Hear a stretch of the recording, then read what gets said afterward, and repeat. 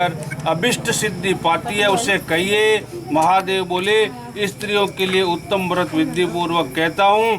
भादों महीनों में कृष्ण पक्ष में षष्ठी तिथि में हे पीरिये, उस दिन स्त्रियों को चाहिए कि मन को विषयों में रोके और उत्तम लल से कथा सुनो। हे महाभाग्यवती, मालवा प्रांत के चित्रकूट पर्वत में वेद और शिक्षा, कल्प, व्याकरण आदि 6 वेदांगों में पारंगत एक ब्राह्मण रहता था। उसके बगीचे में एक सिरदर ब्राह्मण उस समय से टिका हुआ था। उसके पवित्र तिथि में सुंदरी पितरों को पीरिये यज्ञ श्राद्ध उपस्थित हुआ। आषाढ़ी पूर्णिमासी के 5वें पक्ष में अश्विनी कृष्ण पक्ष में श्राद्ध आ गया। उस सिरदर ब्राह्मण ने ब्राह्मणों को निमंत्रण दिया और वह पंडित रसोई बनाने लगा। उसके निमंत्रित महर्षि व्यास, वाल्मीकि, गर्ग, गौतम, पाराशर और बड़े बड़े मुनि लोग आए। उसकी स्त्री बड़ी स्वरूपा, मनोहरा, पतिव्रता और विनयवती थी। ब्राह्मण बोला, हे पीरिये, मेरा वचन सुनो। माता और पिता के श्राद्ध के दिन श्रेष्ठ ब्राह्मणों को भोजन कराने से हे सुंदरी, राजसूय और अश्वमेघ यज्ञ का फल होता है। ऐसा स्वामी का वचन सुनकर पतिव्रता धर्मात्मा सावधान होकर विधि पूर्वक रसोई बनाती थी। पूरी, कचौरी, साग, खटाई, अचार, नाना प्रकार के रस भरी फल, गाय का दही, दूध, घी और अनेक पदार्थ उसने बनाए। रसोई बन जाने पर ब्राह्मण भी आ गए। तब ब्राह्मण ने स्नान करके उनके चरण छुए, फिर श्राद्ध करने लगा।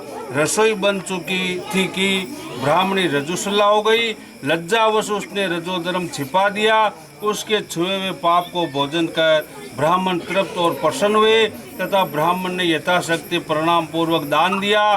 फिर उनकी प्रदक्षिणा कर उनको विदा किया। वह पतिव्रता काल प्राप्त होने पर निधन को प्राप्त हो गई। अशुद्धन ब्राह्मणों को खिला देने से वे सती नरक में यमदंड से पीड़ित हुई। पीछे चांडाल के कुल में उत्पन्न हुई। पूर्व जन्म की स्मृति युक्त हुई। रजोदोष छिपाने वाली कुत्ता, सुअर, कुत्ती, पौत्र वाली पिशाचली कर्म चांडिली होकर 7वीं योनि में मनुष्य जाति में उत्पन्न होती है। उसी नगर में उसका पूर्व जन्म का पुत्र भी रहता था।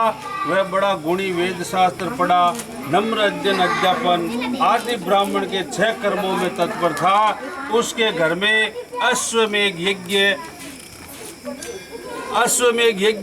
नित्य के 5 यज्ञों में एक यज्ञ के अंत में वह चांडाली आई, क्योंकि वैश्वदेव में चावलों से बलि होती है। उन्हीं चावलों को खाने के लिए वह आई।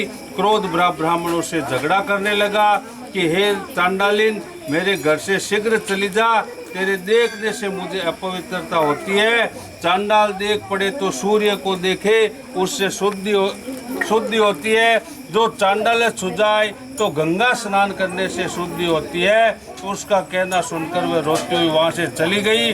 जिसके साथ भाषण करने से भी वस्त्र से स्नान करना पड़ता है, ऐसी चांडाल योनि में प्राप्त उसकी माता ने अपना स्वरूप उस ब्राह्मण को सपने में दिखलाया और कहने लगी कि हे पुत्र, जागते हो कि सोते हो? बच्चा मैं भयानक नरक दुख भोगती हूँ। इस प्रकार सुन के पुत्र आदर पूर्वक बोला कि हे माता, चांडाल कुल में किस पाप से उत्पन्न हुई? मुझको बड़ा आश्चर्य हो रहा है, कहिए क्या बात है?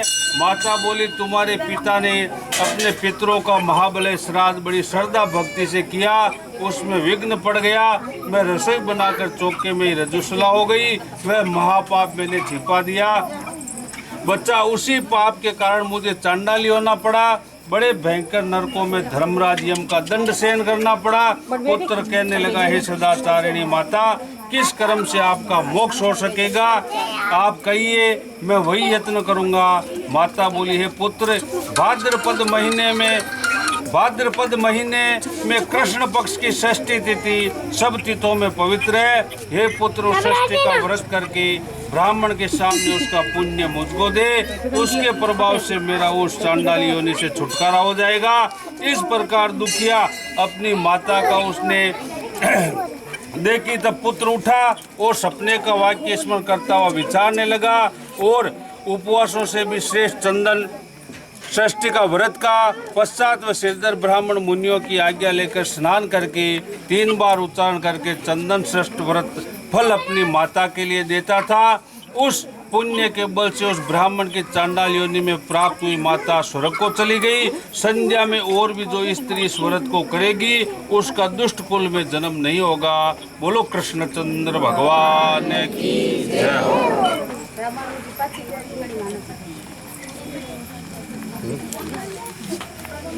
चल मंदिर थयो माय ने बने